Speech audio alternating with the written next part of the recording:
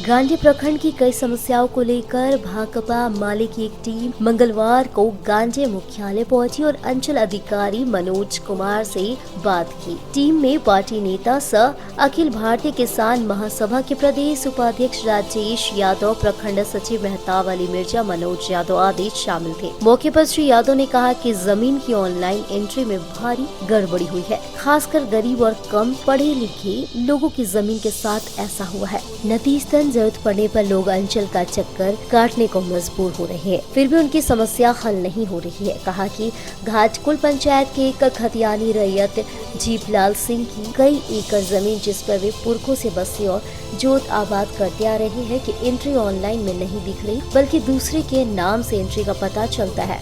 इस तरह की कई लोगों की शिकायत है कि उनकी भी जमीन की एंट्री में गड़बड़ी हुई है, इसे दुरुस्त नहीं किया जा रहा है। माले नेता ने कहा कि ऐसा कैसे हुआ, इसकी जांच होनी चाहिए। साथ ही कहा कि झरकट्टा पंचायत के कई कोल परिवारों का पीएम आवास जो उनकी भूटान की जमीन पर बन रहा था, उसे भी रोक दिया गया है। शिकायत उपायुक्त तक भी की गई। भाकपा माले ने इन सभी मामलों पर जांच और लोगों के साथ न्याय की उम्मीद जताई है।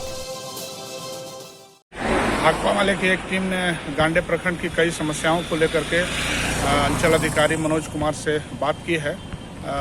इस टीम में हमारे अलावे प्रखंड सचिव मेहताब अली मिर्जा और मनोज यादव भी शामिल थे। मसला ये है कि अभी ज़मीन का जो ऑनलाइन हुआ है, कई बरस बीत गए हैं, लेकिन अभी भी ये जो मामले सामने आ रहे हैं, उससे यह पता चलता है कि ज़मीन के ऑनलाइन में भारी गड़बड़ी हुई है। और खास करके जो गरीब, कमज़ोर और कम जानकारी वाले लोग हैं, उनके ज़मीन का ऑनलाइन सही तरीके से नहीं हुआ है।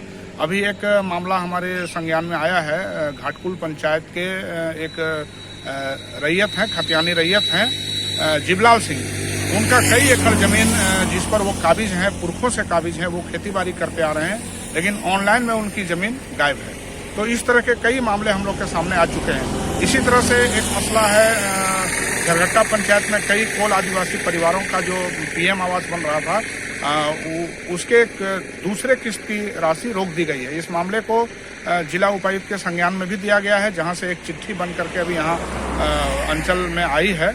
अभी उसमें क्या मामला है पता करना है। तो इन सारे कई मुद्दों को लेकर के आज हम लोगों ने सीओ साहब से मुलाकात की है और हम उम्मीद करते हैं कि इन सवालों को धीरे धीरे समाधान की दिशा में हम लोग ले जाएंगे। बहुत बहुत धन्यवाद।